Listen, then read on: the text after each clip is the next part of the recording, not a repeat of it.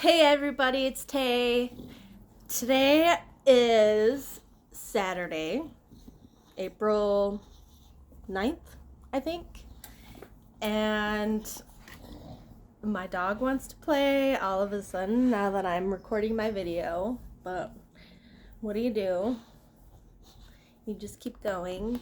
So today I wanted to record this video because my fiance is out of the house for about another hour, and I decided to throw on just a little bit of foundation and some mascara and some blush to make this video so I'm a little bit more presentable than I normally would be.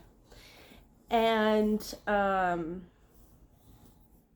gonna be kind of reviewing a book that I just finished, and I think it's a very important topic. It's about it's conversations on trauma, resilience, and healing. So you learn a lot about trauma and about what affects you in your childhood mostly that shapes the rest of your life. Yes, I know. So I have some notes that I'm going to read, some of the quotes, and I'm going to read a couple passages out of the book because they are a little bit longer. Oops. As you can see, I'm not a professional at this yet, but we're working on it. So this is my book report. I feel like I'm doing an assignment for college. So this book, I got the hardcover here. I'm borrowing it from my sister. And it's called What Happened to You? And the authors are Dr. Bruce D. Perry and Oprah Winfrey. And basically, they go back and forth talking to each other in the book. Dr. Perry's writings are in black and Oprah's are in blue, so you can tell who is saying what in the book. There are 10 different chapters. I suppose I could read the chapters out to you. All right. Chapter 1, Making Sense of the World. Chapter 2, Seeking Balance. Chapter 3, How We Were Loved. Chapter 4, The Spectrum of Trauma. Chapter 5, Connecting the Dots. Chapter 6, From Coping to Healing. Chapter 7 is Post-Traumatic Wisdom. Chapter 8 is called Our Brains, Our Biases, Our Systems. Chapter 9, Relational Hunger in the Modern World. And the last chapter is What We Need Now. And as I was reading this book, if there was a specific quote that I read, I would rip off a little piece of paper and put it in the book kind of where it's located. And then I would go back and I wrote down what I found. And this way you can get a better idea of what the book is about and if it's something that you would like to read. So let's get started. So my first quote that I wanted to read was from page 66, and Oprah says it. She says, "We need to understand that victims of trauma are more prone to all forms of addiction because their baseline of stress is different."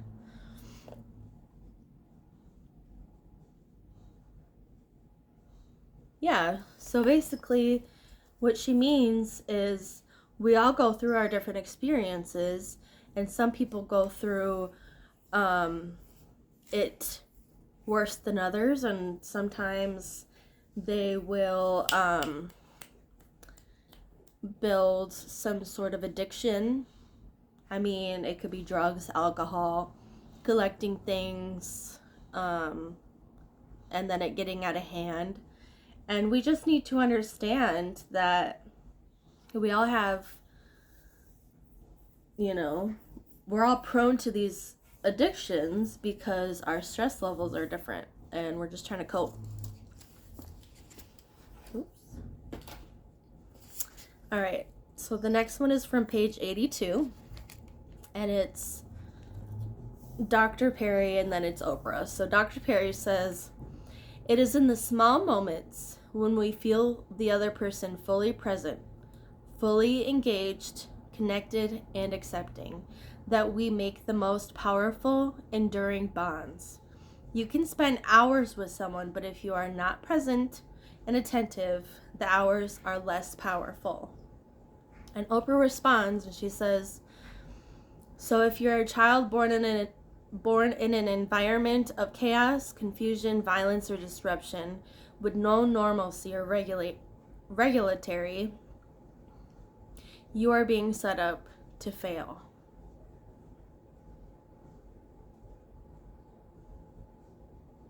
So,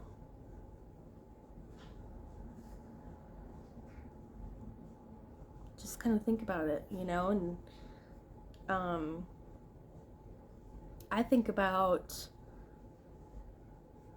my nieces, Dr. Perry says it's in the small moments when we're actually present that it matters the most. And I think about that when I spend time with my nieces, because sometimes I felt like maybe I didn't have somebody to listen to me or like be fully present with me when I was younger, when I was their ages. And it really helps the development of, the brain. And just think about that next time you're spending time with somebody. Are you being fully present? Are you engaging? Are you connecting and accepting, listening? All of those things I think are really important, and sometimes we don't think about it because we're scrolling through our phones or we're just distracted by whatever. Page 97. Oprah shares a story about a woman named Cynthia Bond. She says, "For many years, Cynthia rarely slept, kept nightly vigils against my memories. Some mornings it felt like I was weighted to the bed. A deep shame descended. Why couldn't I buck up? Get over it?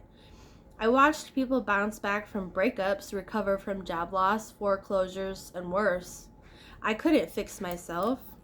I began to feel there was something wrong with my character." And this one, it really kind of spoke to me because the way that she's describing, it felt like she was weighted to the bed. A deep shame descended. And I felt like that for many years of my life. If I didn't have, if it was an off day and I didn't have any plans, I would just lay in bed and I would just feel all this shame. And I felt like I couldn't get out of bed. I just felt like I was weighted to there, and it felt like I had this deep depression and I couldn't get myself out of it, and it didn't really seem like the people around me could help. They didn't seem like they were present enough to understand what I was going through. And I think a lot of what I was going through was just like processing certain things that have happened in my life. And for a long time I felt really shameful and like guilty. And over the last few years, I feel like I've been able to heal and look at things from different perspectives, and it's been really like I can get up in the morning. Today I didn't have anything planned and I got up at 9. I wanted to get up at 8, but sometimes, I just need to not beat myself up when, I did end up getting out of bed a lot sooner than I used to. And just because it wasn't as soon as I wanted to, I shouldn't make myself, sorry, it's burping. I shouldn't make myself feel bad, because I'm making progress and it's taking a long time, but I can see it now. And,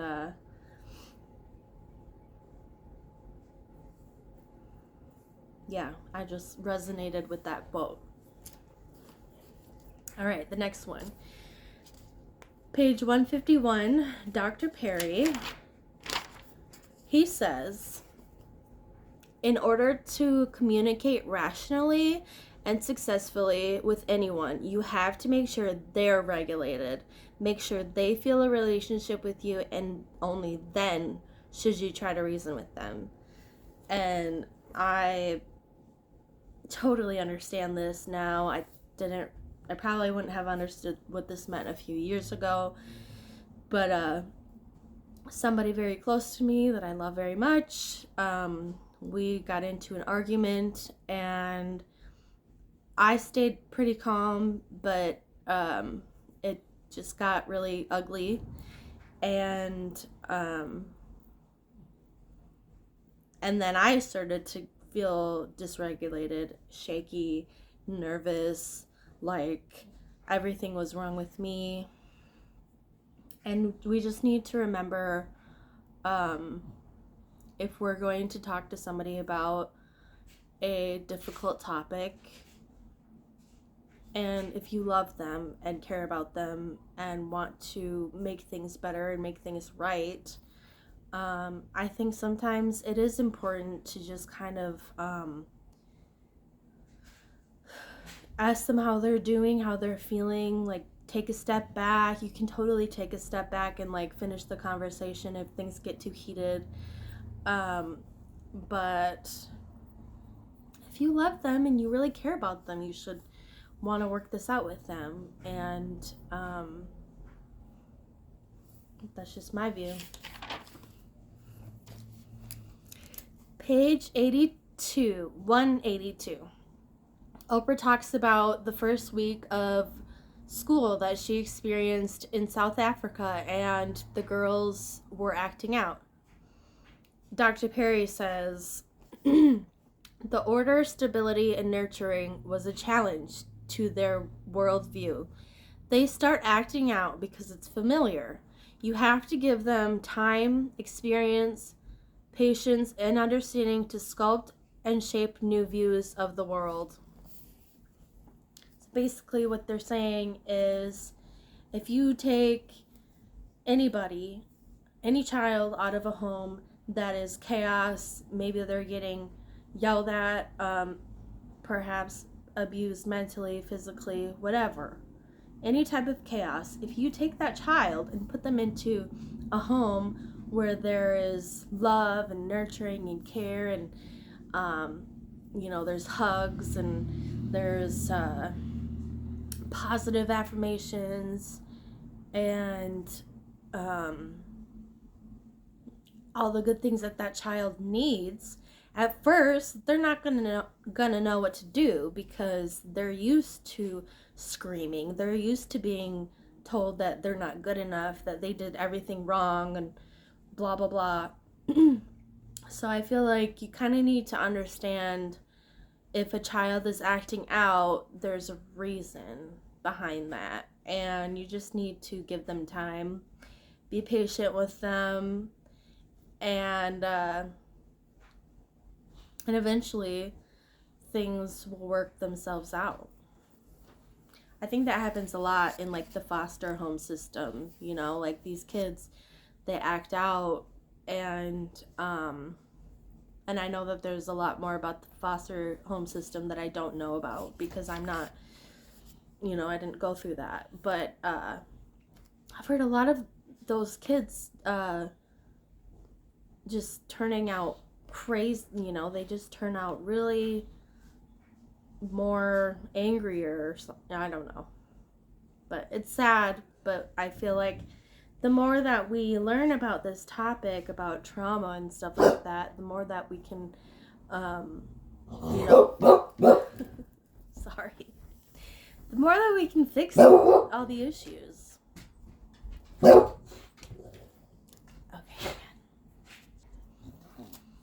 Okay. The next thing. I have 3 more passages left to read, and then I will conclude the video. So, page 196, Dr. Perry, he said, our brain processes incoming sensory input from the bottom up. If someone has a life with chaotic, uncontrollable, or extreme and prolonged stress, they're more likely to act before thinking. Their cortex isn't as active. Yeah, our brain processes things from the bottom up, and the top part being like reasoning and all of the things that helps you problem solve and whatnot. And I thought that was interesting because the more that you are prolonged to stress and chaos, your thinking will never go past a certain point. So it will never like reason or like anything like that. Does that make sense? Did I say that right? I hope so. So, moving on to the last 2 passages. I wrote myself a little star where this one is. This one is on page 241. It says, this is Dr. Perry speaking. He says, the challenge of addressing implicit bias is first recognizing that you have it. Reflect on when your biases have been expressed. Anticipate when and where you may be likely to express your bias. Be courageous enough to spend time with people who are different from you and who may challenge your biases. It can be uncomfortable, but remember, moderate, predictable, controllable stress can build resilience, create new associations, have new experiences. Ideally, you go out into the community and spend time with people who are different than you are. You need to create real, meaningful relationships so that you get to know individuals based on their unique qualities, not based on categories. And then Oprah says that's what really changes both implicit bias and racism. And to me, this was a huge I can't speak today. The passage that I just read, when I read it, I thought about like racism and like people who don't look like you or do the things that you do. You know, all the people that you're going to make assumptions about, people that you're quick to judge. And it's hard to go out and spend time with people who are different than you, but I think it's important, you know, to listen to their points of views. The last part starts on page 255 and then it goes to the next page. So Dr. Perry, he says, the irony is that all human communication is characterized by moments of miscommunication and getting out of sync, but then repairing things. As my good friend Ed Tronick, a pioneer in developmental psychology, teaches us, interpersonal rupture and repair is good for building resilience. These ruptures are important doses of moderate, controllable stress. Conversation, for example, promotes resilience. Discussions and arguments over family dinners and mildly heated conversations with friends are, as long as there is repair, resilience building, and empathy growing experiences.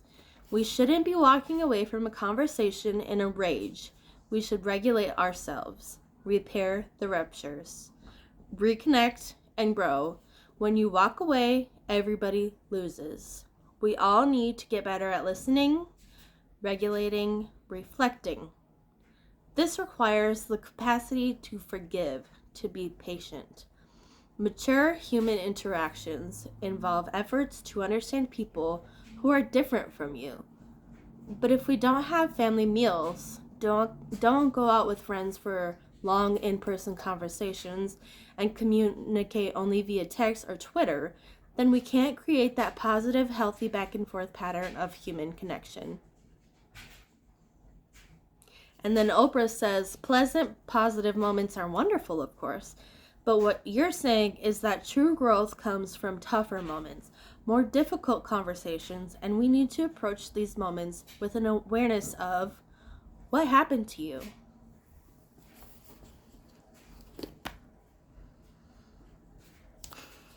I think that's a really good way to end this video.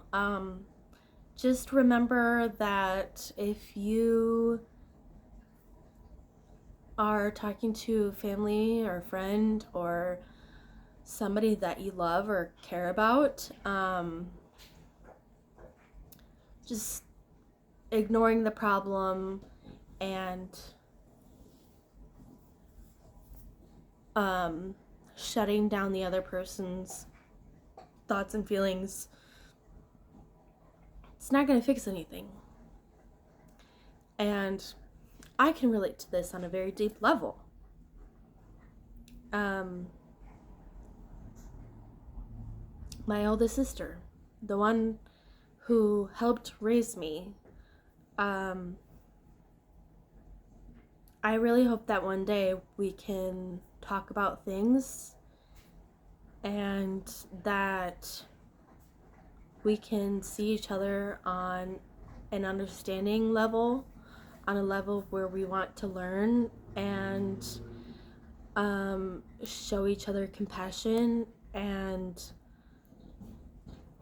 yeah, I think that's all we really need. So let me know if you guys like this video, and I'll see you guys next week. Bye.